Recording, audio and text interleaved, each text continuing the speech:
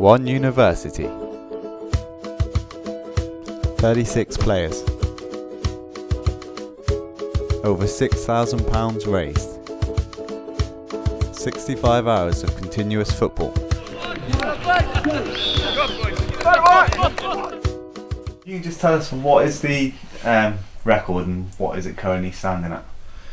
The record is for the longest game of football ever played, and the current record stands at 60 hours, which is held by two teams from Loughborough University. Where did you get the idea for the world record attempt? I had a pop-up when I was at sixth form that said the current record, which was 3 years ago, at 32 hours, and then just thought I could beat it. Who's going to be taking part in the game? They're all students, apart from myself and Ben Deacon, who's our coach. So they're all students made up of lads that have put themselves forward, hopefully, and we'll go from there, put two teams together. How's the attempt going to be made official? It's being filmed throughout, separate cameras, hopefully, and then that'll be sent off to Guinness, along with witness statements, reports of stewards, logbooks of substitutions and goals. So how have you been preparing for the game? Training started. Training sessions. Yeah. Which has mostly been in kind of like sprints, running, that kind of stuff, trying to build up fitness. It's all been done either on the AstroTurf or in the sports centre. They've kind of given us the AstroTurf for the 65 hours and given us the use of the sports hall for training as well. There's 3 days to go, and a good turnout for a 7 AM training session shows the players' high commitment levels, and they gather on the AstroTurf for a quick team talk before being put through their paces with some cardio training. Back on your back! Unlucky, buddy. The effects of endurance training soon began to show, and the tempers started to flare. Yeah, turn out! Where did you get that from?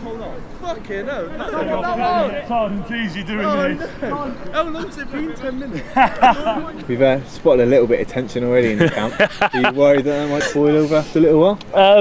I can imagine it will do after a bit of sleep. People putting in tackles that some people think might be a little bit too hard. Obviously there's a few people whose heads have dropped because they're not performing, or they're not, the passes aren't going right, and maybe then when there's a simple pass they're not playing it. So I think just a quiet word with all the lads before we kick off, that should be alright. Cool. During their last training session, the captains received some potentially devastating news. And then there's the rumours that some guys in Blackburn have done 75 as well, but that's not even on the Guinness radar as far as we're aware. They apparently did it last July, but it would have been processed by now, and we've both spoke to Guinness personally since then, and they've still said that it's at 60, so they haven't done it officially, so we're alright in that respect, because I don't know if I want to play for 75 hours. Like any plans to speak to Guinness to find out about if they know? Getting a phone call in about an hour and a half's time, so as soon as we're done here, we'll be on the phone. Hello, I applied to have a world record that's going to take place this week. Right. We're just wondering if the record's changed recently at all. Is it for the longest marathon playing football? Yeah, that's it. Okay, so the current record at the moment is 60 hours. Thank you very much for your help. Okay, no problem. Thank you, bye. With 24 hours to go, the captains take time to relax after weeks of hard work. The teams enjoy a gentle session in the pool before being presented with a match day kit. St Mark's kit for this year's tournament, and first up, This year's, fuck me, I did it again. number 6, Safwan.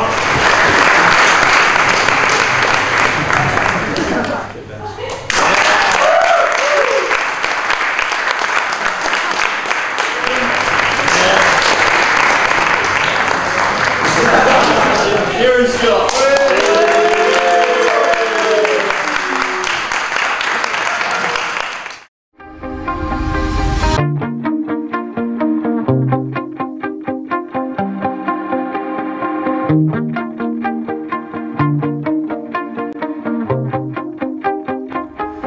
Final preparations for the match include carbo loading and a warm-up for all the players involved before they receive team talks from their respective captains.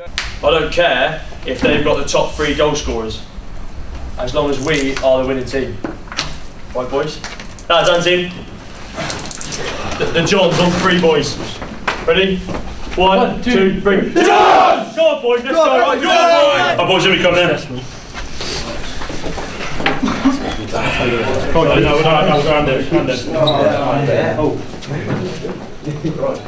Alright, boys, on 3.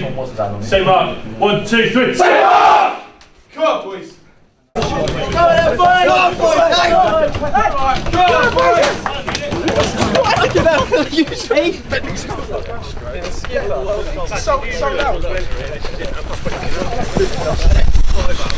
I'm on Come base!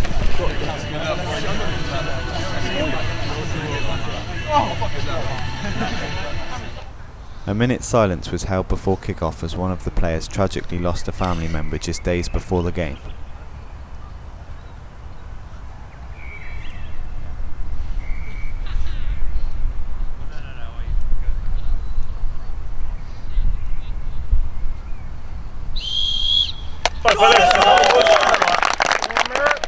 The home team's cool.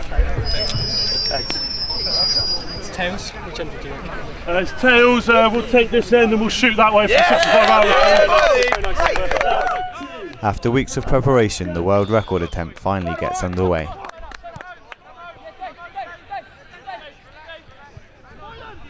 Minutes into the game, James Boylan broke the deadlock with the first of many goals for St John.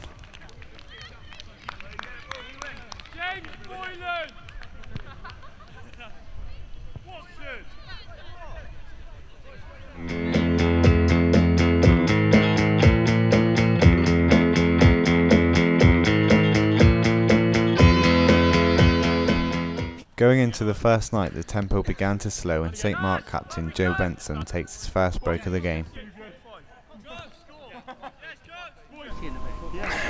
So how long have you been playing for and how are you feeling? 5 hours. I wouldn't say I'm too knackered in terms of how tired I am, it's just my legs are killing me. My back's playing up a little bit as well. Like just like the last 5 minutes and the legs literally were just going. It's difficult to even walk out there. So get some water on me, bit of food and go for a rub down and see how I feel. How does it compare to how you were expecting? I think we went out of the blocks far too quick. I'm sure Kieran would have said exactly the same to you as well. It's good fun though, it's good fun. You got the first penalty of the game. Here we go. That. I shotgunned it, I'd already shotgunned all penalties, but I don't think I'll get any more now. It's my new sneakers that I bought, especially for the event. They're not really designed for football, they're designed for running and comfort. I haven't played in them much. And I'm blaming them for the missed penalty.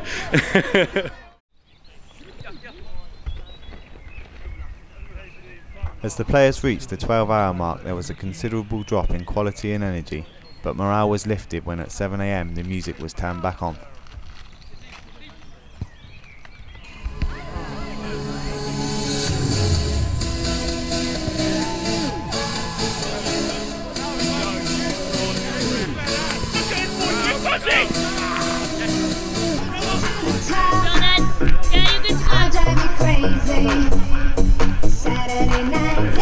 So you look like you're in a lot of pain out there. Just talk us through the injury. I have just rolled my knee and it's started to swell up on one side, and every time I put my foot down I'm absolute agony. So I'm just going to see how I can rest it now for a couple of hours while I've got my rest break and then see what happens really. During the second night, the players began the countdown to the first group break. On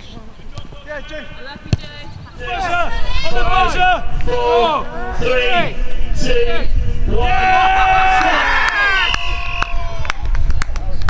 Ollie, I hate you! You're the last one! Come on! So how long have you got left to go now? We've done 31 hours, so we've got 34 to go. 24 hours now, and then another 10 after another 2 hours rest break.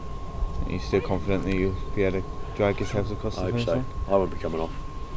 I'll be on to the last minute even though I'm crawling. It's just about the rest of them. At 4:30 AM after 2 hours rest, the game gets back underway with high spirits but a low pace.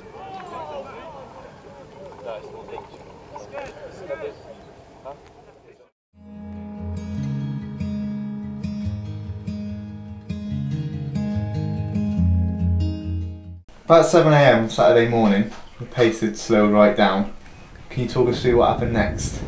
Well, I'd just come off at about 6:30, and the pace had severely slowed. A lot of people were getting injured, and there was sort of rumours flying about that people were thinking about pulling, which was the last thing we really wanted, wasn't it? Motivational wise. I went to sleep, and then I was woken up about half an hour later saying you need to have a look at the pace.